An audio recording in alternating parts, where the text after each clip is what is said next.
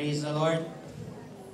So welcome po sa ating pong panibagong series, sa second topic natin, panibagong series entitled Best Mode. Sabihin nga po natin, Best Mode. This is about reaching your full potential. So napakaganda po ng ating pong mga pinag-uusapan dito, paano natin ma-reach yung full potential natin.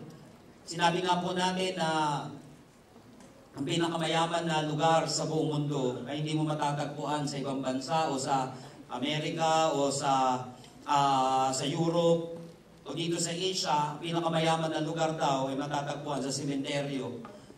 Kasi marami pong mga tao na namatay doon na kung saan hindi nila na-reach yung full potential nila.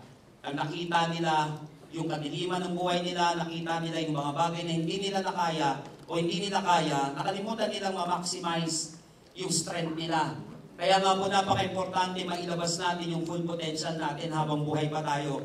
Wala po sa patagalan ng buhay ang magdidetermine ng tagumpay ng isang tao. Sinabi po natin, kahit na umabot ka ba ng 1,000 years o sa panahon natin ng 100 years, wala po sa patagalan ang tagumpay ng isang tao kasi kung patagalan din lang, talo na si Jesus Christ kasi napakaikli ng ibinuhay na dito yung kanyang flesh. Napakaiksin lamang ng buhay niya dito sa mundo dahil 33 and a half years lamang siya.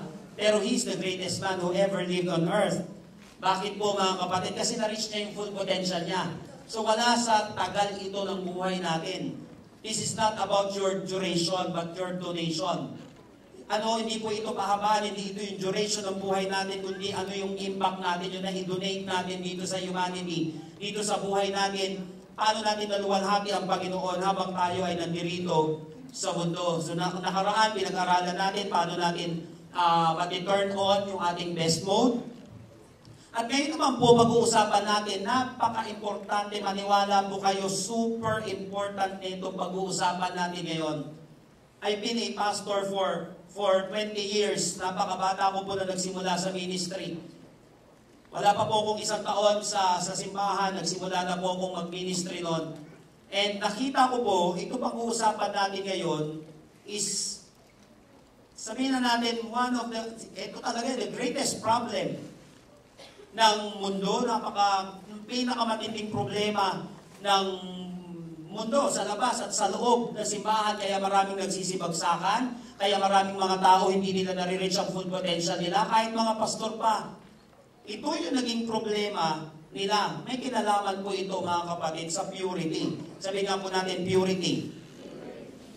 On February next year, 2020, magsasalita po ako sa Pastor Adana dito sa kapitbahay nating simbahan. At may conference po dito sa, I think sa Word of Hope, tama dyan, about rated PG, rated pure generation. Kaya ito po yung kukuhain ko yung topic na yon, yung title na yon.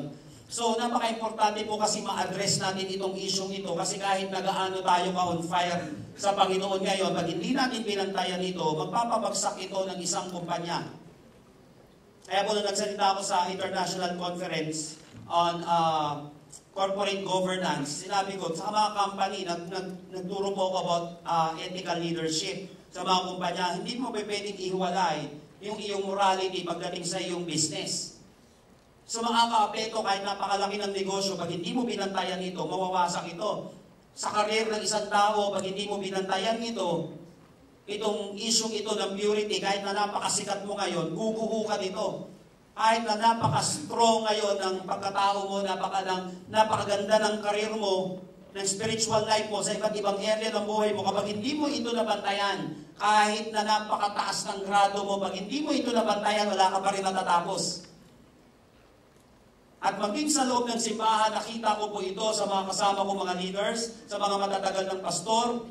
Ito rin ang karamihan, madalas na kadahilanan na ikinababagsak ng mga tao. Let me present to you some of the statistics. By the way, hindi ko pala nailagay dyan. Pero pakinggan nyo na lang po ako maigi. May mga babanggitin po ako sa inyo. Unang isang kwento muna.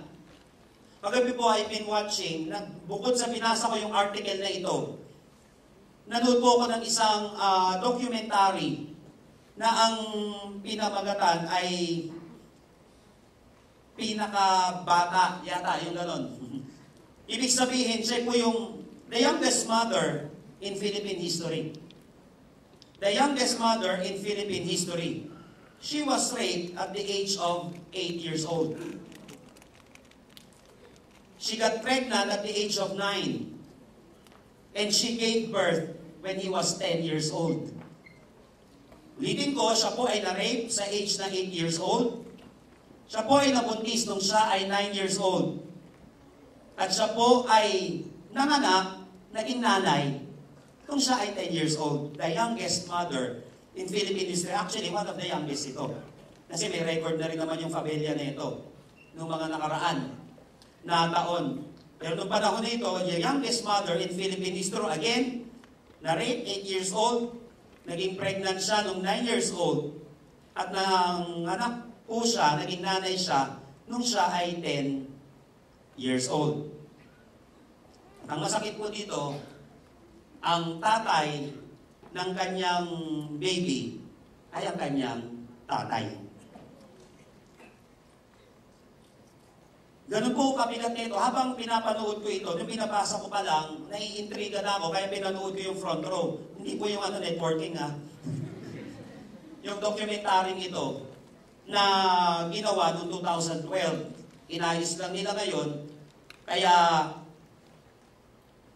ngayon po ay 19 years old na yung batang ito, pero nung nagkaroon ng documentary, 12 years old po siya. 2 years nagkaroon ng healing process yung bata sa pangangalaga ng DSWD. So, napakabigat nung naging, of course, nabuhay yung bata, yung anak niya. Na ang tatay nung bata ay yung lolo niya. Yung tatay ng nanay niya. So, ganun po kabigat. Yung naging, kaya kagabi, honestly, nung nananalangin ako kagabi, I was crying. Sabi ko, isa lang to sa muka ng generation natin ngayon. Isa lang to sa muka ng generation. Kaya nga may puso conference na gaganapin sa August 20, papakita doon yung iba't ibang mukha ng generation natin at paano mahihil ito. Kaya nga kung if you have time, pwede po kayo pumunta sa conference na sa Araneta Coliseum sa August 20, alas 3 hanggang alas 9, medya ng gabi. So, tanong nyo na lang po yung mga tickets kung saan makukuha. So ito po mga kapatid, ulitin ko, ito po yung youngest mother in Philippine history. Siguro minsan, hindi mo na masisi kung nabuntis na ng ibang tao, kaya lang ito masakit tatay niya pa, kaya lang kahit na ibang tao, masakit na ito. Ito po yung mukha ng generation natin. Sinasabi po ng statistics, sabi po ng Population Commission, that 500 teenagers ang nanganganak sa Pilipinas po araw-araw. 500 na teenagers ang nanganganak, na babae of course, nanganganak araw-araw. Ang age po nitong mga ito ay 15 to 19 years old. 500 na 15 to 19 years old ang nanganganak, hindi po nabubuntis nanganganak araw-araw. Iba pa yung nagpa-abort, iba pa yung nakunan, iba pa yung hindi, of course, hindi nagpatuloy. So at dito po mga kapatid, alam niyo po ba na at least 2,000 na tao sa Pilipinas kada taon na may age na 10 to 14 years old ang nabubuntis. 2,000 po taon-taon, lalo na 2017 po nagsimula itong kahindik-hindik na pangyayaring ito sa bansa natin. 2,000 po na 10 to 14 years old na babae ang nanganganak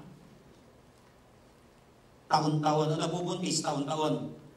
Ganito po kabigat ang nangyayari. Ang mabigat pa, sabi po ng DOH na 40 na Filipinos ang nadadiagnose na may HIV o Human Immunodeficiency virus na maglilid ito sa, of course, sa AIDS, yung virus nun. 40 na Filipinos ang nadadiagnose araw-araw na may HIV. 40 na Pilipino ang nadadiagnose na may HIV araw-araw. 50% po dito sa na-diagnose na ito ay 25 to 35 years old. 25 to 34 years old. At alam niyo po ba na 3 sa bawat 10 na Pilipino na may age na 15 to 24 ay infected po. 10 to 24. 15 to 24 years old. Sa 10 kabataan 15 to 24 years old sa 10, 3 po doon may HIV. Di mo nga alam kung yung anak mo mayroon yan. O yung ibang tao mayroon nito. Why? Pag naipagtalik ba yan, nagpaggumit ba ng premarital sex yan, i-check mo ba, tatawag ka muna ng doktor? Check nyo nga po kung may AIDS ito. Wala na. Wala nang dumi-dumi pagdating sa kasalanan. Wala na, kaya kalat ng kalat yan. Kalat ng kalat yung iba, nahawa sa partner niya, yung kabataan na yun, yung iba nahawa sa magulang, na nag-commit ng ganong klaseng kasalanan, nahawa sa ibang tao, hawa-hawa na yan. Hindi na dedetect yan. Basta-basta. Kasi kakalat na lang yan eh, nagkakalat. So ang tansya ko nga po sa kanong ibang mga experts, ito yung nadidetect. 40 na Filipino, araw-araw, may HIV. Triplehin mo pa yan. Yung hindi na diagnose kasi hindi naman, akala nila simpleng sakit lang, simpleng ganito lang. Kaya yun po nangyayari ngayon. At alam niyo po ba, na 60,000 po hanggang 100,000 na Filipino na bata na may age na 15 to 24 years old. Sorry, mga kabataan, tama, children. Sorry, hindi ito teenager pala, children. 60,000 hanggang 100,000 na children involved po sa prostitution. 60 sa Pilipinas po pinakamarami daw po sabi nila, nangyayari itong hub na ito sa Mindanao eh. Pero of course, Luzon, Visayas, Mindanao, 60 hanggang 100,000 na bata ang involved po sa prostitution. Human trafficking at sex trafficking. At ang masakit dito, ang mga bugaw nitong mga ito, karamihan, hindi ko naman karamihan, maraming mga bugaw nila, nanay nila at tatay nila. Yung isa, tatay ang nag-rape, tatay niya, ang tatay ng anak niya. Ito naman, marami po dito, karamihan din sa mga sex trafficking na involved ang parents, nanay ang bugaw. Nagbugaw, bata ito ay sinasabi natin, hindi teenager bata yun. Kanon po, kahindik-hindik ang nangyayari. At majority po ng drug addict dito sa bansa natin, youth. Majority ng addict sa bansa natin ay youth. Ano nangyayari sa bansa natin? At mamaya po sa conclusion ng pag-uusapan po natin dito, may mga babanggitin ako na nakatago pa sa likod ng kwento nung batang yun. Nasasabi ko pinakabata, youngest mother in Philippine history. Sa research ko, nung tinitignan ko maigi, may malalalim pa na pangyayari, may matindi pang kwento doon na kung saan pwede tayo matuto as believers. So ano nangyari ngayon? Ano nangyari? Bakit ganito ang mukha ng generation natin ngayon? Kapag hindi natin in-address tong isyong ito, kahit loob ng simbahan, maaapektuhan tayo. Kahit na Christian family pa tayo, maaapektuhan tayo. Magkakaroon ka ng mga anak na may AIDS, magkakaroon ka ng anak na na-rape, magkakaroon ng matinding kademonyuhan sa loob ng tahanan, sa loob ng simbahan, sa ating bansa. Babagsak ang ating bansa pag hindi natin binantayan ito. So kinakailangan bantayan natin itong maigi. Kaya lang, ang masakit nito, kahit na anong kagustuhan mo, pag naapektuhan ka nito, hindi mo alam ang gagawin mo, babagsak ka talaga. Ang nangyari, the bottom line is the issue of purity. Sabihin nga po ulit natin, purity. Now the question is, how to practice purity? Paano ba natin ipapractice itong purity ito? Paano ako as a father? Paano ka as a mother? Paano ka bilang isang anak? Bilang isang estudyante? Bilang isang anak ng Diyos? Bilang isang boss? Paano ka magpapractice ng purity? Ang dami pong mga libro na naisulat dito. Ang dami na po mga kapatid nangyaring pagbagsak because of this issue. Ano ang gagawin natin? Ganda po ng pag-uusapan natin ngayon. Kasi ipinayo ni Apostle Paul sa kanyang isang disipulo na napakahusay kung paano siya mag-stay pure, napakabata pa. Bata ito, youth pa siya noong panahon na yon. Pero si Apostol Pablo, pamatay na noong panahon na yun, matanda na siya eh. So pinayuhan niya na napakatinding payo itong anak niya sa pananampalataya. How to stay pure? How can you practice purity? I want you to open your Bible with me in 2 Timothy chapter 2, verses 20 hanggang 22. By the way, hindi porket youth ito, pang youth lang Kasi mga kapatid, may madami pa. Hindi ko ba pwedeng pang-introduction lang natin dito. Hindi pa pwedeng yun puro pag-aaralan natin. Lolo nga, naging tatay nung apo niya. Yung apo niya, siyempre, ni-rape niya, pamira. Ganun ang nangyari. So, pagdating sa issue ng purity, hindi lang ito pambata. Pero syempre, kaya sinabing youth dito, kasi youth pa dito si Timothy. Okay, basahin natin. 2 Timothy chapter 2, verses 20 hanggang 22. In a large house, there are articles not only of gold and silver, but also of wood and clay. Some are for noble purposes, and some for ignoble. If a man cleanses himself from the latter, he will be an instrument for noble purposes. Kanina, bagay lang yung binabanggit, illustration niya, mamaya, man na. So, inihalin tulad yung tao dun sa gamit, nakagamit-gamit at gamit na walang kwentang gamit. Okay? Wala masyadong silping gamit, inihalin tulad niya. If a man cleanses himself from the latter, bahay ito pinag-uusapan, tapos may gamit, tapos may mga tao. Okay? If a man cleanses himself from the latter, he will be an instrument for noble purposes, made holy, useful to the master, and prepared to do any good work. So kapag hindi malinis, hindi prepared to do any good work. Pansinin niyo maigi. So kapag walang purity, gagawa yan ng mga bad works. So malinaw po mga kapalit, ganun yung pinatutunguhan nito. Kaya nakakagawa, kaya ang isang tatay kaya niya man-rape ng kanyang anak, kaya ang isang lolo kaya niya man-rape ng kanyang abo, kaya ang isang bata kaya niyang rat-ratin yung mga klase niya at pagpapatayin niya. Kaya nangyayari yun, hindi kasi malinis. Kaya hindi prepared to do any good work. So once na hindi natin maayos ito, gagawa ng kalokohan ng mga bad works sa mga tao. Pati Christian. Kasi binanggit dito, ito maganda nito, yung maikling exegesis lang. Ay, babasahin niyo yung mga sumusunod, binanggit yan sila Hymenaeus, sila Philetus. Dito, ito yung mga mananampalataya na sinasabi, i-avoid ninyo ito. May mga kasama tayo sa loob.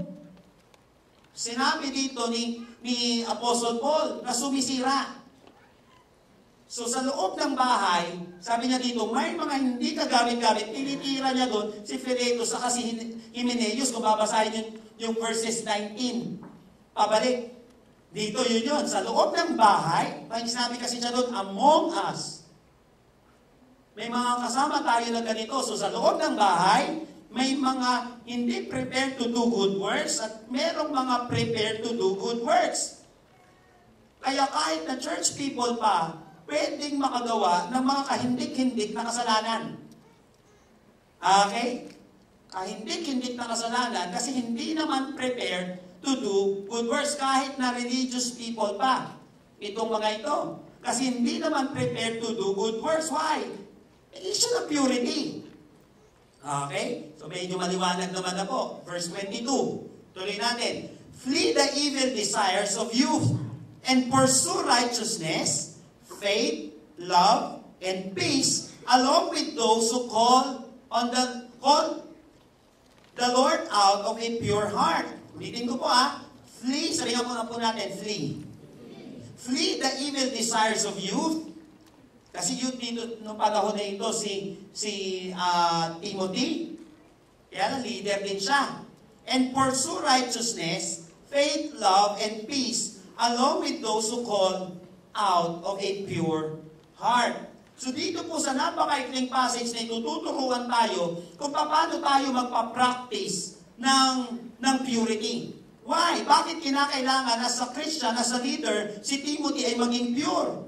Sinabi dito, because the Lord wants to use him for special purposes, not just ordinary. Kasi gusto ni Apostol Pablo, maging kagamit-gamit siya, huwag maging ordinaryo ang buhay niya. Bilang isang lingkod ng Panginoon, gusto niyang huwag maging ordinaryo, gusto niya maging for special purposes siya. Okay? Tapos sinabi pa dito, you will be made holy. Kaya kinakailangan ng purity para maging holy siya. At para maging useful siya dun sa master ng house na yon. Walang iba kundi ang Panginoon. At prepared siya to do good works. Kasi kahit na nasa loob ng house, nasa loob ng family, nasa loob ng religion. Kapag walang purity ito, hindi siya prepared to do any good work. Babalik na naman ako sa introduction ko, kahit anak niya, bubuntisin niya yan. Kahit apo niya, re-rape niya yan. Kahit itong abong ito, pag tinamaan ng droga, re-rape niya yung lola niya. Ganyan po mga kapatid, yung mukha ng society natin ngayon. Kaya napaka-importante. Sabi ko nga, hindi lang ito pang unbeliever, hindi lang ito pang unchurch. So dapat mas fair tayo sa ganitong klaseng pagkawasa nang sa gayon maging kagamit-gamit din tayo para makatulong tayo sa iba. Kasi instead na makatulong minsan, talong sumisira kasi nga naman hindi prepared to do any good work. Minsan yung hinihinga niya ng payo, yung panang rape sa kanya, yung hinihinga ng tulong, yung panang rape, di ba? Yung maalaala mo kaya nakaraan sa ibang bansa, yung hininga niya ng tulong, yung mga polis, yung panang rape sa kanya. Yung iba naman, yung counselor niya, yung sila pa nagkaroon ng relasyon na nangyari. Kasi hindi naman prepared to do any good work. So dito po sa passage na ito, purity is a personal and intentional move. Tignan niyo po, verses 21 and 22. Sabi dito, if a man cleanses himself from the latter. So importante po mga kapatid, na nililinis kapag ang isang tao, nilinis niya ang kanyang sarili. If a man cleanses himself. So importante dito mga kapatid yung practical. Si Lord naglilinis. Tanda natin, may tatlong ibig sabihin po ng sanctification. Okay? Tatlong levels ng sanctification. Kalinisan ng isang tao. Number 1, ito yung tinatawag na instantaneous sanctification. Ibig sabihin, once na tinanggap mo si Lord, holy ka. Righteous ka. Okay, pero yung pangalawa, ito yung practical. Ito yung pinag-uusapan natin ngayon. Kasi habang nasa mundo ka, may atake yan. So dapat pinapractice mo yung holiness. Okay, pangatlo is yung ultimate sanctification. Ibig sabihin nito, mga kapatid, wala ka ng struggle doon pagdating sa langit. Okay, ayusin ka na ng Panginoon doon, hindi mo na struggle yon. So, ang issue natin ngayon, itong practical sanctification, kasi sinabi dito, if a man cleanses himself. So, importante ito, para ganito, para physically, para wag tayong dumumi, syempre, naliligo ka, naghihilamos ka, inaayos mo sarili mo. Ganun physically, pero spiritually, kinakailangan, may spiritual cleansing din na nangyayari. Ngayon ang tanong, paano ko ipapractice ang purity? Ano ang gagawin ko para wag ako matulad dito at wag mangyari sa akin ito? Lagi ko sinasabi ito sa mga mananampalataya, pati sa mga pastor, kung gusto mong tumagal, bantayan mo tong purity mo para maging kagamit-gamit ka for noble purposes. Kasi kahit nagaano ka gagaling, pag hindi mo binantayan ito, wasak ka, maniwala ka. Sisira tayo ng pamilya, sisira tayo ng buhay, sisira tayo at sisirain ang pagkatao natin. Hindi tayo tatagal. Hindi natin ngayon ma-reach yung best mode natin. Hindi natin ma-reach yung full potential natin. Ngayon, paano ko ito ipapractice? Paano ko i-determine yung best mode ko pagdating sa issue ng purity? So join me in our message this morning entitled Rated PG. Sabihin nga po natin, Rated PG. This is about pure generation. Paano tayo marirate na pure generation? Paano ko ipapractice ito sa loob ng aking tahanan, sa aking trabaho? Paano ko ito ipapractice sa loob ng simbahan, sa loob ng aking paaralan? Di ba? Kahit nga mga professor, nire-rape yung mga estudyante nila.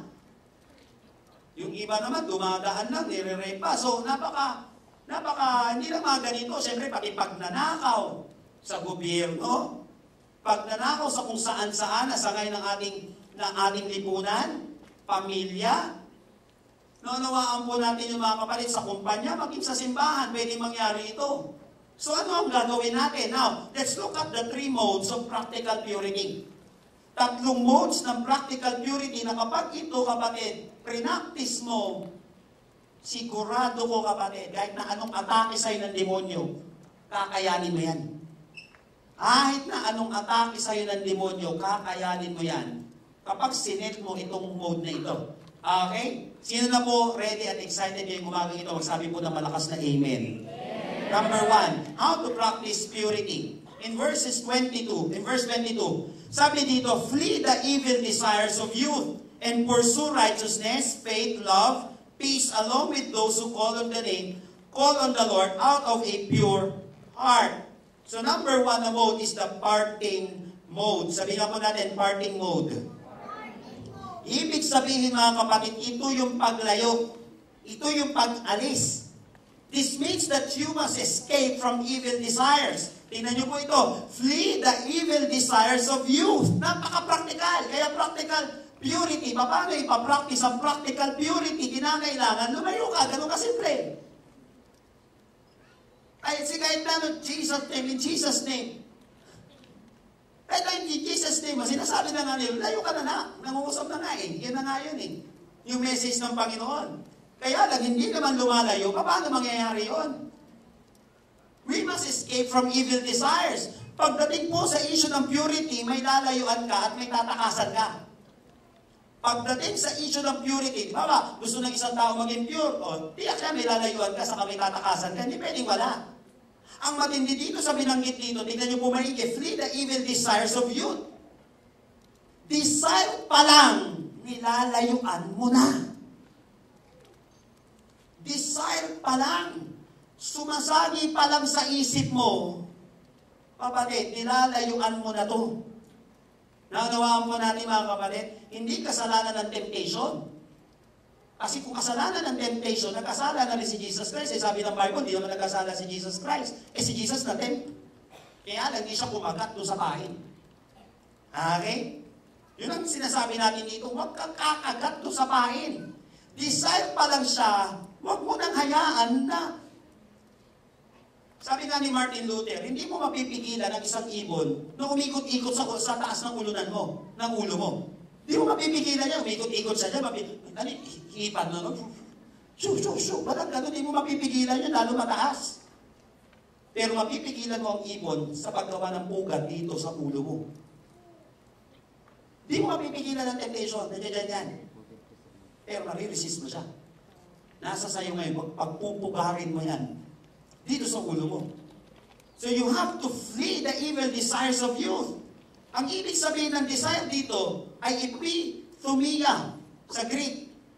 Yung epithumia na ginamit dito mga kapatid sa original na word means craving for what is forbidden. Yung nag-crave tayo doon sa ipinagbabawal, desire yun. Halimbawa, bawal sa yung baboy. Alam mo nang kumagat ka, minsan lang naman ito. Okay lang kung pag sinabi, okay lang na minsan. Pero pag sinabi ng wag na. Sabi mo sa katabi mo, wag na. Okay lang pag may sinabing, okay lang ito. May sinabi ba? Minsan nga wala nga sinabi. Okay, wala kang guilt pag may sinabi, okay lang, konti lang. Pero hindi ba sinabihan ng wag na eh. Hindi wag na. Tapos kapag nanginginig-ginig ka, maawa ka. Kahit anong kanta mo ng kordero ng Diyos dyan. Kapatid, wala, patay ka pa rin. Kasi desire pa lang. Pag nag-crave ka pa lang, dun sa pinagbabawal, dun ka pa lang lumalayo, wag mo nang ituloy. Naunawaan ko natin, desire pa lang yung wala ka pa talaga dun. Nag-desire ka pa lang, nag-iisip ka pa lang, nanginginig-nginig ka pa lang. Nilalayuan mo na yun. Parting mode. Ibig sabihin, ito yung desire na ito yung may dating sa'yo. Yung may dating sa'yo, may tama sa'yo na makakasama sa pagkatao mo. Alam mo kapatid, kung ano yung may dating sa'yo at may tama sa'yo. Alam mo yun. Kasi may mga bagay na yung ibang tao, malakas ang tama nila doon, pero mahina ang tama sa'yo. Kaya mo. Pero alam mo personally, kung ano yung mga may tama, may dating sa'yo. Bawa, ayaw niya na maitim, ikaw lang gustong-gusto mo doon. Nasa sa'yo yun, nasa taste mo yun eh. Okay, ito yung mga bagay na may dating sa'yo o may tama sa'yo na alam mong makakasama sa pagkatao mo. Kaya kung may dating sa'yo, simple lang, huwag ka nang dumating. Kapag may dating sa'yo, huwag ka nang dumating. Okay na tayo dito Sa loob na, magsaya ka. Hotel. Gagawin yung kwentuhan lang tayo. Kung alam mo mga kasama sa'yo, huwag mo nang ituloy, di ba? Kapag may dating sa'yo, huwag ka na dumating. Lalayuan mo na siya, umpisa pa lang. Kaya napaka-importante agad yung binanggit dito ni Paul, itong parting mode na ito. Flee the evil desires of you. Desire pa lang. Na alam mong hindi makakatulong sa'yo, lalayo ka na talaga. Always remember this timeless mantra that prevention is better than cure. Bago ka palang magka-AIDS, tigilan mo na yan. Sabi mo sa katabi mo, hindi naman lahat ganun. Bago pa lang magka-AIDS, tigilan na. Kaya ang issue mga kapatid, usapin ng kabanalan, ay kailan ba mga kapatid, ay hindi maluluba. Kasi sasan pa tayo dito eh. Kapag alam natin, kapag ulitin ko na may dating na dito, may desire na tayo dito, nag-crave tayo dito, tigilan na natin yun. Prevention is better than cure. Nung pinapanood ko yung documentary na yon, grabe, buti na lang yung bata, na yung youngest mother na nabuntis, buti na lang yung batang yun, pero ang matindi nito, wala lang sa kanya. So ilang taon na siyang nire-rape ng tatay niya. Sa kanya, wala lang, walang galit. Siyempre, walang kamuwang-muwang yung bata eh. Ang matindi nito, ginagawa sa kanya ng tatay niya yun, every time lasing yung tatay niya, so hindi droga lang kalaban nito. Ano lang naman to, minsan lang. Nanawaan po natin yun, piglasing lang. Religious pero dadasing din. Sinasabi natin, dito din, ganun na nangyayari. Every time na naglalabada yung asawa niya, may kapatid pa nga siyang babae, ibang mukha na naman yun ang usapin. Ayaw ko nang halukayin muna yun. Ito pala, nahihirapan na akong isipin eh. Yung nangyari sa batang yun. Biruin mo, 10 years old, nanay na. Ito batang ito, 10 years old, nanay na. So kaya lang, buti malakas yung loob ng bata. What if mahina yung EQ ng bata? Di ba papakamatay siya ngayon? Kasi dalawa lang yun, isang mahina, isang malakas, gano'n lang kasimple. Kaya lang, itong batang ito, siyempre, puno-puno ng galit ngayon. Kailangan mag-disciple itong batang ito. Kasi baka mapuno naman siya ng galit, baka sumira din siya ng buhay balang araw na ibang tao. Dalawa lang yan. It can make her or break her. Pwedeng makaawa siya, gawin niya yung ministry balang araw, magligtas ng mga tao na katulad nun, pwede, naggawin niya rin yun, o kaya maging mamamatay tao itong batang ito dahil sa galit niya sa tatay niya. Ang daming pwedeng maging consequence, ang daming pwedeng maging prutas nito pangyayaring ito. Naunawaan po natin yung mga kapatid. So, napakahirap. Diba, sinabi nga lang natin, yung wasak lang na tahanan eh. Diba, kapag walang tatay, walang nanay yung mga bata, karamihan doon nagiging drug addict. Hindi naman lahat Yung mga na may broken family, karamihan doon nagiging addict, o kaya sila din nag-i-engage sa premarital. Pero hindi porkit sabi, nag-usapan na po natin yan last day. Hindi porkit nang galing ka dyan, sirahin mo buhay mo. Nawaan po natin yung mga kapatid, lahat naman tayo, kahit naman ako galing dun. Kaya lang, it's up to us. Kaya lang, may epekto talaga siya. E paano kung wala nangangaral? Paano kung, may nag-design po niya minsan, ang hirap pa eh. Kasi kung mapalag-palag eh. Ang hirap na. So always be reminded mga kapatid that prevention is better than cure. Actually mga kapatid, ang ganda ng word dito na flee. Itong flee na ito ay fugo sa Greek. Ang ibig sabihin nito, simply to flee away. Sabihin nga po natin, away. Ibig sabihin, away, hindi palapit. Yung iba, in Jesus' name, palapit kayo. Dapat in Jesus' name, may kapangyarihan ka, may lakas ng loob ka na lumayo. Kapag tinitem ka na, iba na isang ngayon sa madalas yung pinapanood yung kay Mayor Isko eh. Siyempre, 5 million yun, lagay sa ano eh. Ang dami kong kakilala niyan, mga personal ko pang kakilala yung iba. Na mga matataas na pulis. Basta na lang daw ilalagay sa kanila ng ganyan. Wala ka na magagawa nun. Kaya ibang kaibigan ko, para matanggal, yung guilty na pinapakain na lang yung mga MTNDA, yung mga basurero. Kaya nilalagay dito sa mesa. Automatic yun, iwan sa'yo yun. Yung pera, pero ang lakas ng loob. Kaya pinanood si Mayor Isko noong nakaraan, pinayuhan niya pa yung mga senador eh. Huwag na kayong tatanggap kahit konti kasi once na tumanggap kayo, umpisa na yan. Umpisa na lagi yan. So, desire pa lang, huwag na aayaw kaya tama yan Importante ka pamaralan para huwag masira ang pagkatao mo. Para huwag mawasak ang pamilya, huwag mawasak ang ministry. Una pa lang, flee away, palayo. Sabi nga po natin, palayo. Palayo dapat, hindi palapit. Paano ka? Hindi, nakakaawa kasi, baka kasi sabihin niya, hindi ako mapait. Mumait ka nga, nahulog ka naman. Nawasak ka naman, palayo! Sabi mo sa katabi mo, palayo. Alam mo na mawasak ka. Kasi, kahit paano, malayo na pinagsamahan namin. O di ba, magkalayo na kayo, huwag ka na masira. Nanawaan po natin yun, di ba, magbuka ka ng mataray. Di ba, magbuka ka ng, di ba, masyadong mataray na ito, galit lagi. Di ba, magbuka ka ng nag-i-snap ng tao, okay lang yun. Nanawaan po natin, mga kapatid. Di bali na. Di bali, wag mo nang isakay isang tao na, alam mo, mahuhulog ka doon, nagpasan mo na lang. Nanawaan po natin yung mga kapatid, you have to flee away. Dapat palayo, hindi palapit, hindi panikit. Layo pa more. Dahil sa katabi mo, layo pa more. Kung alam natin itong mga desire na ito, may dating sa'yo.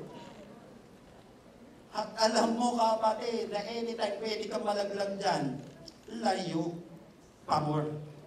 Unang mode is the parting mode. Pangalawa, verse 22, flee the evil desires of youth and pursue righteousness, faith, love, and peace. Ganun na ito. Sabi dito, flee the evil desires of youth and pursue righteousness, faith, love, and peace. Number 2, mga kapatid, for us to practice purity. Number 1, ano po? Parting mode. Pangalawa po is the pursuing mode. Pursuing. Kaya sinabi dito, pursue righteousness, faith, love, and peace. The second mode of practical purity is the pursuing mode. Purity is about pursuing. Pursuing what? Pursuing righteousness, pursuing faith, pursuing love, and peace. Yung word na pursue dito, ang ginamit na Greek word dyan ay yung Greek word na joko. Yan na naman. Parang yan yung topic nung nakarana. Press on, yung mga ganon, tama. Iba lang ang English word na ginamit, pero yun yun. Yung ibig sabihin, to earnestly endeavor to acquire. Earnestly endeavor to acquire. Ibig sabihin, kung may lalayuan ka, may bibitawan ka, pero dapat may kukunin ka rin. Ito ang issue ngayon. Kaya yung iba hindi nagiging matagumpay sa kanilang journey ng purity kasi tumalikod lang, pero walang kinuha. Yun ang problema. Kaya minsan, madalas nabibigo ang isang tao sa journey niya ng purity. Sa issue kasi ng purity, hindi pwedeng puro departure lang. Dapat may arrival. Nakanawaan po natin, talagang, nung pinag-aaralan ko to, talagang really blew my mind. Kaya maraming tao, hindi sila nagiging matagumpay sa journey ng purity kasi puro talikod lang, pero wala kapatid pinupursu. Ulitin ko, sa issue ng purity, hindi pwedeng puro departure. Dapat may arrival ka. Pag depart mo sa evil desire, dapat mag-a-arrive ka saan? Sa righteousness, sa faith, sa love, sa peace. So when it comes to purity, huwag mo kinasasanayan na takbo ng takbo. Uulitin ko. Sa issue ng purity, huwag mo kinasasanayan na takbo ka lang ng takbo. Dapat may goal ka rin. Tatakbo, pero hindi puro takbo. Tatakbo, pero may goal ka na dapat abutin. May goal na dapat abutin kasi kung wala kang goal na aabutin, mapapagod ka. Ang hirap tumakbo ng tumakbo. Nang wala kang pinatutunguhan, kaya yung iba, at the end of the day, pagod. Hulog ulit. Kasi wala namang inaabot. So dapat pala may aabutin. Huwag lang takbo ng takbo. Ending, mag-give in sa bahay ng kaaway. So okay ang tumakbo sa gusto ng kaaway, pero dapat marating mo rin yung gusto ng Diyos. Takbuhan mo yung gusto ng kaaway, pero kapatid, dapat marating din natin yung gusto ng Panginoon. Kaya every time natatakbo ka palayo sa pahay ng kaaway, dapat may mararating ka. Na righteousness, faith, love, and peace. Now, there are 4 things to pursue. 4, mga kapatid, na dapat natin ma-pursue. 4 dapat. Sabi nga po natin, 4 dapat. 4 dapat. Pagdating dito sa pursuing mode na ito, una, pursue righteousness. Sabi dito, pursue righteousness. May mga maling nasa o desire na dapat tayong talikuran. Okay? Kung may mga maling nasa na dapat tayong talikuran, dapat may tama din tayong gagawin. Kasi may mali at kinalikuran eh. Ang problema yung iba, tumalikod sa mali, wala namang ginawang tama. Paano yun? Yung sinasabi natin, mapapagod ka katatakbo. Yung iba tumalikod sa mali, wala namang inabot na tama. Kaya ulit-ulit lang yan. Ulit-ulit. Hitin ko pag talikod, dapat may kukunin na tama. Dapat may nare-reach kang goal. Pwede kasing tumalikod ka, pero wala ka pa rin tama na pinuntahan. Mapapagod ka lang. Hindi ka na nga nag-drugs. Hindi ka lang pumunta ng simbahan. Hindi ka naman nag-pray. Babalik-balik ka nga. Kasi po ngayon, inaayos ko yung program na yun about addiction. Sabi ko, ito na ginagawa ng mga rehab na ito, ba't hindi nagiging matagumpay? Ano nangyari? So, pag-pray nyo po ako na hindi mabuo itong topic na program na ito. Okay, 12 months na program yung pinag-iisipan ko. Tapos nasa sa kanya na kung gusto niyang ituloy yun o hindi. Okay? May kinalaman dito sa mga to, partnership, purpose, ganon. 6 na buwan na program siya. Na hindi ganon, hindi ka magbabayad ng 60,000. 59,000 lang naman. Kasi 60,000, 40,000 naman. Hindi po, ministry talaga siya. Kung ano naman, siyempre, kahit paano, meron kasing gastos dito eh. Pero napakababa lang kasi may kinalaman din sa partnership, gagastos yun. Okay, yung ganon, yung papasok mo gusto magparehab. Kasi nagastos ang mga 60,000 naman eh. Gusto mo makalaya dyan, pero meron din ministry panlibre na gagawin. Pag-pray niyo po ko na ano natin yung matapos natin. Okay? Ulitin ko, kung may maling nasa na dapat kang talikuran, may tama rin na dapat kang gawin. Kasi pwede kang tumalikod pero wala ka naman tama na pinuntahan. Mapapagod ka lang. Mangyari dyan, maiinip ka lang. Pag nainip ka na naman, yun na naman. Sino dito mga dating adik? Di ba? Katabi mo, yung iba dito, pogi lang ngayon, pero dati, binago lang talaga ni Lord. Hindi talaga halata eh. Yung iba naman, hindi naman adik, pero mukha naman. So, huwag ka bibintang agad. Huwag ka basta-basta nang bibintang. Kanya-kanyang ano yan eh. Kanya-kanyang forma yan ng mukha. Kanya-kanya yan. Namansin nyo mga kapatid, sa mga dating na-involved dito, yung mga ngayon, di ba? Pag naiinip ka, titira ka ulit eh. Kasi nainip ka, wala ka naman kasi kinukuha. Na tama. Tumalikod ka lang, tapos napupo ka lang doon. So kinakailangan, hindi ka basta-basta tatalikod lang. Ay, ayoko na to. Tapos, dito na lang ako, matutulog na lang ako. Pag nainip ka, maniwala ka, balik ka na naman. Ulitin ko, pursue righteousness. Ibig sabihin, kukuha ka ng tama, right. Huwag left. Hindi, right. Ibig sabihin, righteousness. Hindi pwedeng tumalikod ka sa mali, wala ka namang ginawang tama. Okay, may kukunin ka talaga na specific, gagawa ka ng tama. Pagtapos nun, gagawa. Napansin niyo po, si Zacchaeus, isa siya sasama ko dun sa program eh, na I Recover, mga ganon, I Recover Academy, yung balak kong gawin.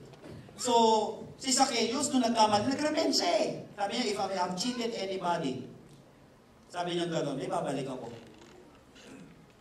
Babalik ko sa inyo. Dapat may mga ganong klaseng paggawa ng tama. Pwede kasi hindi ka lang gumawa ng mali, hindi ka naman gumawa ng tama.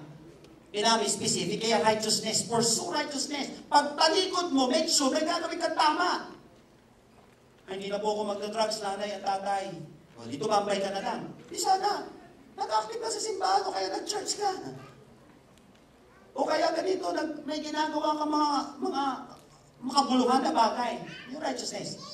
Hindi sa lahat mga pangalawa. Pursue faith. Sabi nga po natin, faith. Diba may 4 dapat dito? Pangalawa dito, faith. Kung may pagtiwalag sa kaaway, dapat may pagtitiwala din sa Diyos.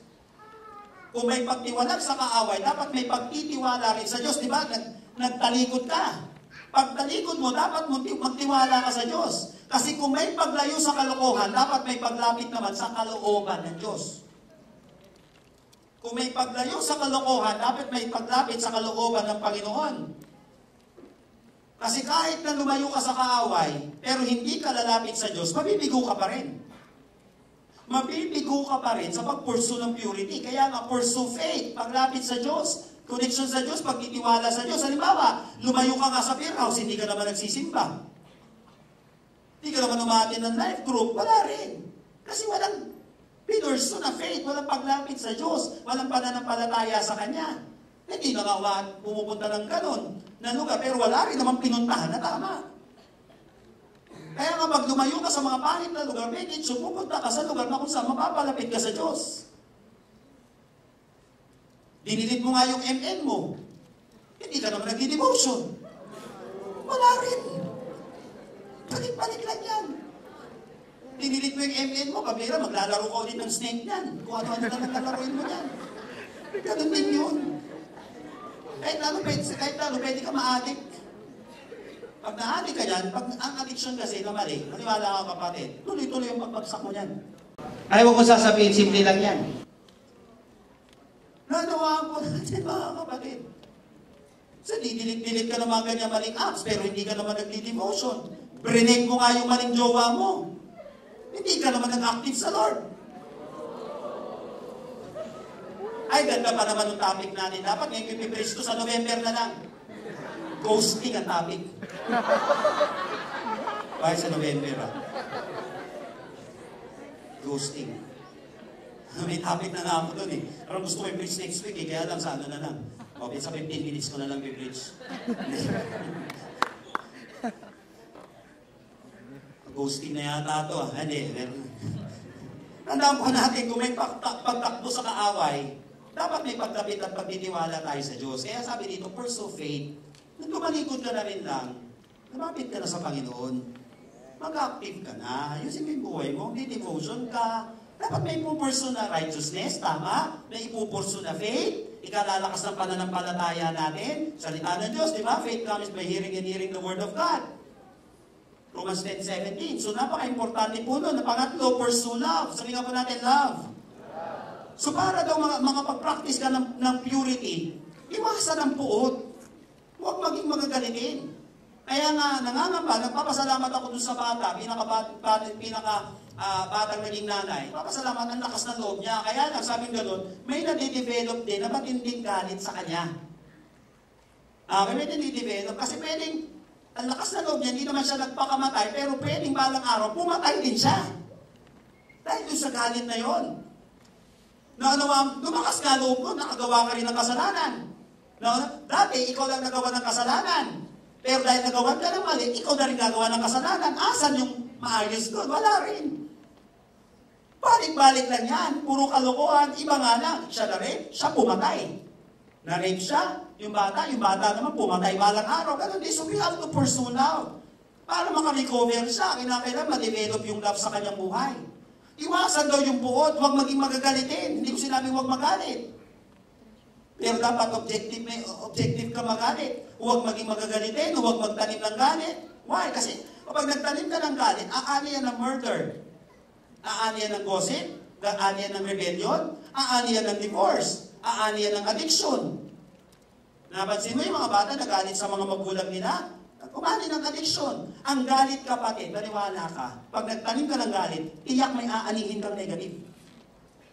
Hindi ko sinabing masama. Pero kapag nagtanim ka ng galit, aani ka, kapatid, ng kasamaan. Kaya nga, if you want to pursue purity, dapat nasa pursuing mode ka. Ano ang gagawin mo? Pursue love. At pang-apat, pursue peace. Sabi nga po natin, peace. Simple lang po, kapatid, kaya may gulo, kasi walang katahimikan. Kaya sinasabi dun sa huli, pag bandang huli, sinabi doon, peace. Sabi nga po natin, peace. Sabi sa katabi mo, peace. Pursue peace. Ulitin ko, kaya may gulo, kasi walang katahimikan. So, piliin mo yung maging mapayapa. Huwag laging ganti. Ganti. Uot. Kapag hindi natin sinama itong apat na ito na ipupurso natin, mali pa rin ang journey natin ng purity. Sigurado maaani pa rin na mali, mabalik pa rin tayo sa mali. So piliin mo yung maging mapayapa, iwasan ang pagiging troublemaker. Instead, maging peacemaker. Iwasan ang pagiging troublemaker, instead maging peacemaker. So walang purity hanggat walang nararating. Hanggat walang pursuing mode, dapat may pinupurso ka. At ipupurso daw itong apat na ito. Apat dapat. Okay? Righteousness, faith, love, peace. So kapag talikod kapatid sa pain ng kaaway, dapat may kukunin ka. Kasi hanggat hindi mo kinukuha yan, maiinip ka, mapapagod ka. Hindi ko sinabing mabilis yan. Pero dapat may unti-unti kang inaabot. Okay? Pag-isipan natin maigi, pinupurso mo yan, tama yung gagawin mo, lapit sa Diyos. Okay? Lalapit ka sa Panginoon. Pupurso ka ng love, at pupurso ka ng peace. Ayun yung way dyan. Hindi pwedeng hindi. At panghuli, pero napaka-importante. Okay? Verse 22. Flee the evil desires of youth, and pursue righteousness, faith, love, and peace. Along, sabi nga po natin, along. Along with those who call on the name on the Lord out of a pure heart. How to practice purity? Ano po yung number 1? Parting mode. Number 2? Pursuing mode. And then lastly is the partnering mode. Sabi nga po natin, partnering. The third mode of practical purity is partnering mode. So don't forget the next statement. Sabi dito, together with others who trust in the Lord with pure hearts. Hindi ito po mga kapatid na I Recover Academy. Kasama to. Hindi pwede na pupunta ka ng kuweba para maiwasan mo ang addiction. Kailangan may mga partners ka. Kailangan may kasama kang tama. Kasi kahit na lumayo ka, magsiswimming kang mag-isa doon, at pumunta ka na kung ano-anong bulkan mag-isa, maniwala ka, babalik ka rin. Importante ang kasama kasi no man is an island. So dapat sumasama ka sa mga nagtitino. Sabi nga kung gusto mo daw mag-pursue ng purity, dapat sumasama ka sa mga nagtitino. Kasi hindi na tayo matino. Kasama pa natin, hindi matino. Hindi na, ayaw ko na. Nanawaan po natin, hirap na nga ako dito. Tapos kasama ko ganito rin. Eh di balang araw, mababagsakan lang tayo, pare-pareho tayo nega. Hanggat nega ka, hindi ka magiging mega. Eh puro nega yung mga yun. Puro negative, puro pagbagsak, puro pag-ayaw. Puro rebelde yung mga kasama. Hindi tapos. Kaya nga together with others who trust in the Lord with pure hearts. Dapat sumama sa mga nagtitino. Dapat sumasabay ka sa journey ng mga nagpupurso ng kabanalan.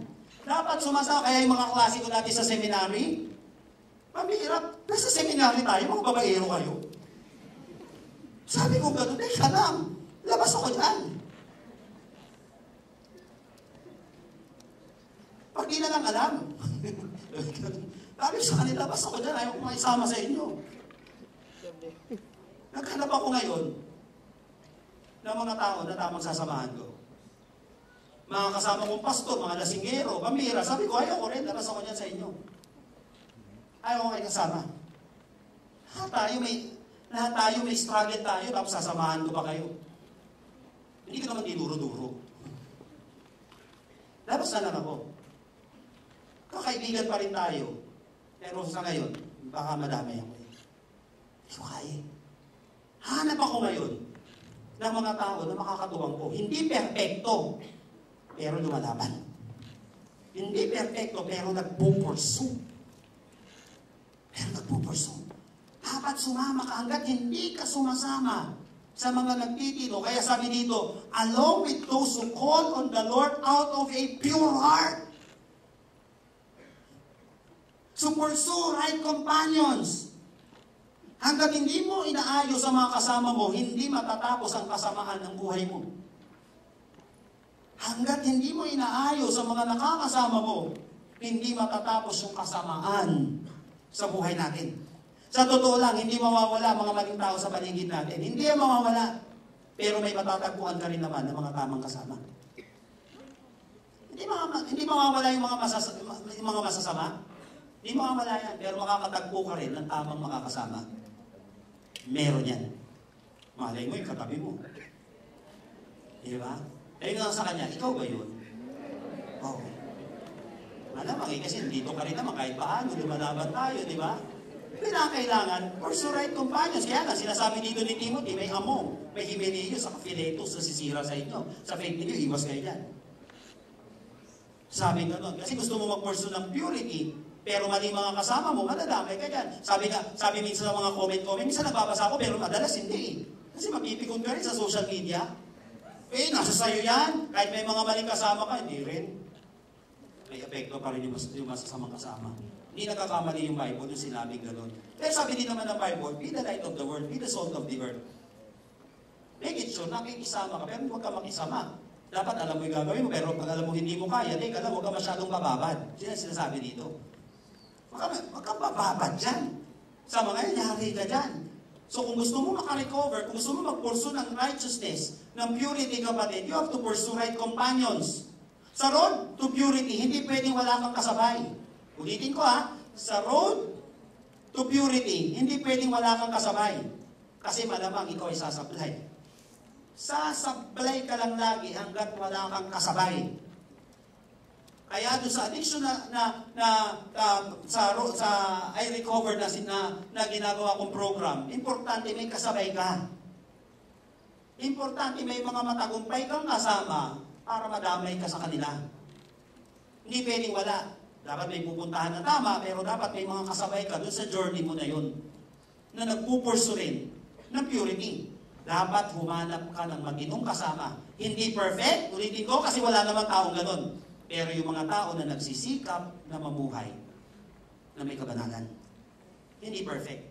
So kapag tinurn on mo ito, ginawa mo itong mode na ito, patungo sa purity, maniwala po kayo mga kapatid na ipag-partner ka. So napansin mo, kung gusto mo maging matagumpay, maghanap ka ng mga tao na naging matagumpay na sa gusto mo. Napansin mo kapatid, gano'n lang. Gusto mo maging matagumpay na negosyante, kailangan may kaibigan ka na matatagumpay na negosyante. Kung gusto mo maging matagumpay na estudyante, magkahanap ka ng mga kaibigan na matagumpay na estudyante. Sinabi ko na po sa inyo, kung mayroon isang pinakatamad dito, ako po yun. Pinakatamad talaga mag-aral. Biruin mo, 6 months ko umabsent sa school. Mas marami pa akong ipinasok sa mall kaysa sa school. Pero nung nahihirapan akong bumawi, sabi ko, gusto ko magtali-talinuhan ng konti. Lord, gusto ko pong maayos, kaya lang, wala akong mangyayari sa buhay ko kung di ko alam ang gagawin ko. Ang ginawa ko mga kapatid, nakipagbarkada ako sa mga matatalino sa eskwelahan namin. O dati, beer house ang pasok ng iba. O ngayon, pasok na itong mga to sa library na. Kaya pagpasok sa library, habang nagbabasa sila, nakikibasa din ako kunyari. Kaya na nakakantok talaga. Eh, tinataas ko na lang yung libro. Tapos ganun-ganun ka na lang. Ngunit hindi ko kaya. Fake it till you make it. Mamaya dyan, totoo na nagbabasa na ako. Kasi mapipilitan kayo mga kasama mo matitino eh. Naanawaan po natin yun. Lagi sa pagpapastor, nakahanap din ako ng mga matitinong kaibigan. Naanawaan po natin yun, na kailangan may partnering mode na nangyayari. Kaya flee the evil desires of youth and pursue righteousness, faith, love, and peace along with those who call on the Lord out of a pure heart. So piliin mo ang nakakasama mo, pero hindi pwedeng wala. Dapat meron. Kasi sila nagmo-motivate sa'yo, nakikitaan mo sila paano ginagawa ito. Anong ginagawa nila? Napaka-effective nun mga kapatid. Maniwala kayo. Napaka-practical nito. Napaka-practical. Naniniwala po ako mga kapatid na kaya mo narinig ito. Hindi para maghuli-hulihan lang tayo dito. Kasi at stake dito yung buhay natin. At stake dito ang church. At stake dito kapatid ang ating pamilya. At stake dito ang ating bansa. So we must live with purity. What are the 3 modes of practical purity? Number 1, ano po mga kapatid? Number 1, parting mode. Number 2, pursuing mode. And then number 3, partnering mode. Naniniwala ako kapatid, hindi man madali, pero posible. Pero posible. Kakayanin natin ito, maniwala ka. At matatapos ko ito hanggang, hindi ko sinabi walang struggle. Pero pag pinaktis mo ito, may struggle man, pero magiging successful ka.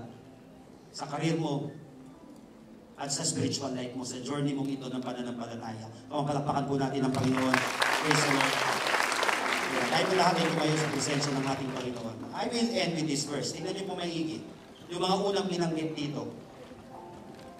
Tingnan niyo po maigi ito Sabi dito, in a large house, there are articles not only of gold and silver, but also of wood and clay.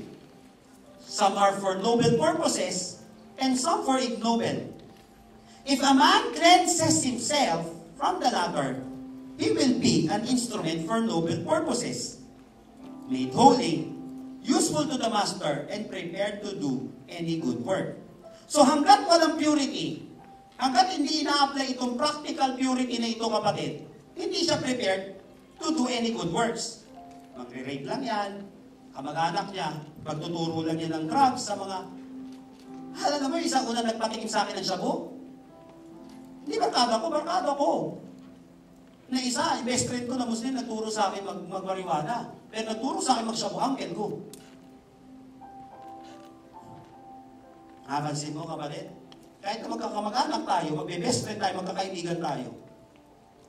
Kapag walang purity, we are not prepared to do any good work. Yun lang ang ipapasa natin sa loob ng tahanan. Yun lang ang ipapasa natin, kapatid, sa loob ng simbahan. Yun lang ang ipagagawin natin sa bansang ito. Hindi tayo prepared to do any good work. At puro bad works ang mangyayari. Again, the youngest mother in Philippine history. Kagabi mga kapatid, I was really crying. Hanggang sa pagpipray ko, pinagpray ko ng generation na ito.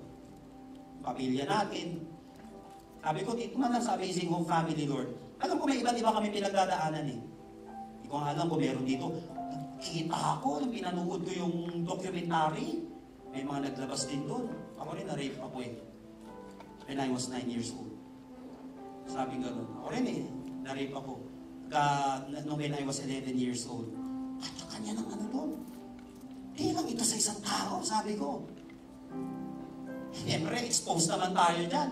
Sabi po ba, may libro na sulat ng mga bata, 5 years old, 6 years old, 7 years old, 8 years old. Alam niyo kwento nila? Hindi diary ng laruan, diary ng sex. Na ginawa nila. Bata pa yan? Wala, bata-bata sa impurity. Bata pa. Gumagawa na ng ganon. Paano lalaki itong mga to?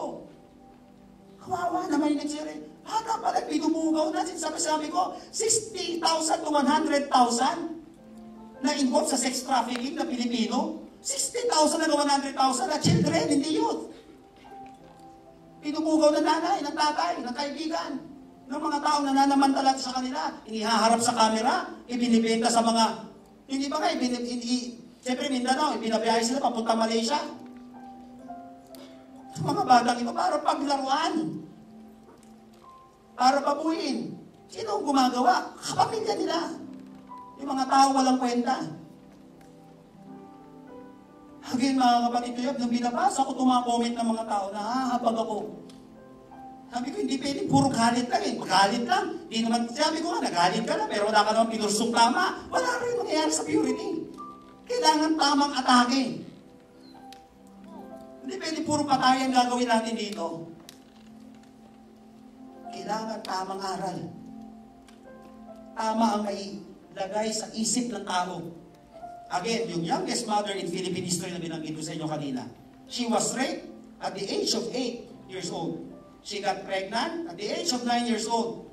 And she gave birth. She became a mother when she was 10 years old. 9 years old na po yung batang yun. At yung anak niya po, mga kapatid, yung mga ganong edad na rin. 9 years old.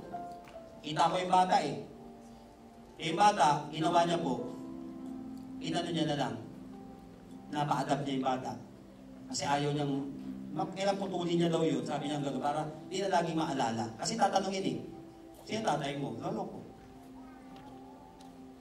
Para maputol. Pero, galing. Ito matindi. Yung tatay niya, religious.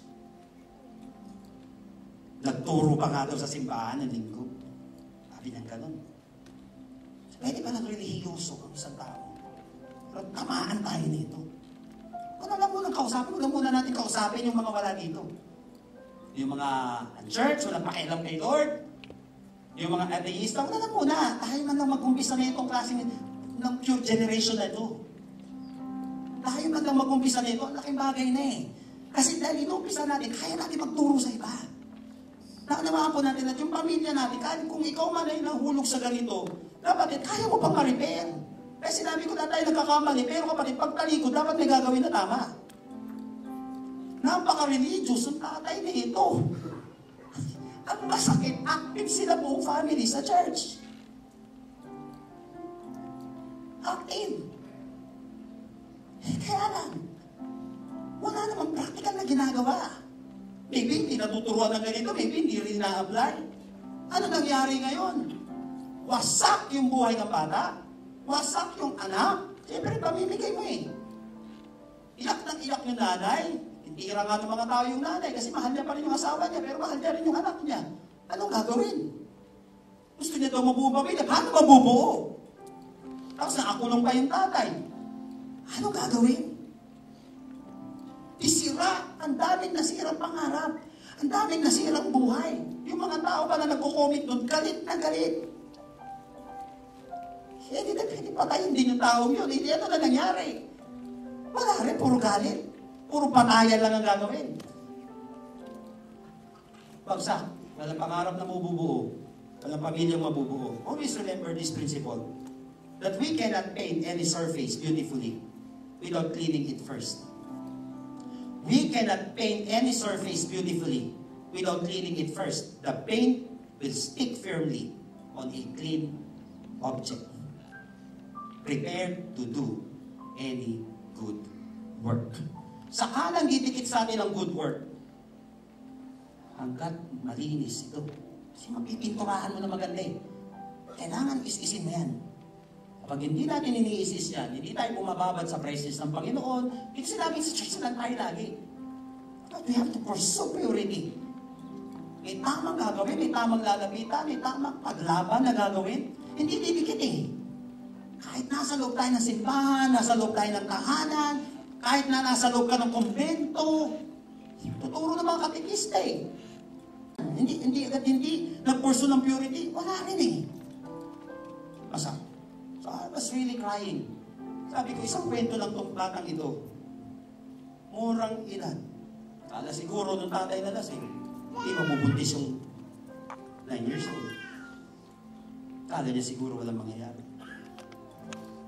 Kala siguro ng mga nanay na para sa pera lang, na ibinubugaw nila yung mga batang anak. Kala nila wala yun. Hindi nila alam. Magkakalat lang yun balang araw. Indeed, purity is the best policy. Nakasalalay dito ang family mo. Nakasalalay dito ang ministry mo. Nakasalalay dito ang future mo. At lahat ng importante sa buhay mo. Kaya nga, hindi tayo perfect. Pero kaya nga may practical purity. Laban natin to. He must pursue purity. Sabi nga nun, hindi ba niya naiisip yun na anak niya? Ilang taon niya nang nire-rape? 8 years old. Hindi ba niya? Baka naiisip nga. Hindi naiisip yun. Hindi natin naiisip yun. Kasi wala namang ginagawang tama. Walang ginagawang tama. At naniniwala po ako mga kapatid, kaya mo narinig ito. Hindi para maging religyoso tayo. Hindi lalo tayo maging kamukha ni Kristo. Na kahit na nabuhay tayo sa maduming mundo, kaya mo magtagumpay. Pero, asa? Ito po ako maghihit. Alam mo, pwede na pag-uusapan lang natin ito, youngest mother in Philippine history. Pwede na gagalit lang tayo sa tatay, sa nanay na nagpapaya, hindi naman niya alam, kala niya safe yung kanyang anak. Pwede sila pinagkikwentuhan natin ngayon. Pero alam mo, pinaalala sa akin ni Lord, bukas pa kalawa, pag di ka nag-pursue ng purity, ikaw na ang pinagkikwentuhan. Ikaw na yung gumawin ng mali. Ikaw na yung nagkasala. Lahat po tayo mga kapatid, vulnerable dito. Kaya naniniwala po ako na hindi nagkataon na narinig mo ito. Kasi gusto ng Panginoon na magtagumpay po tayo sa larangan ito ng ating buhay. I want you to close your eyes right now.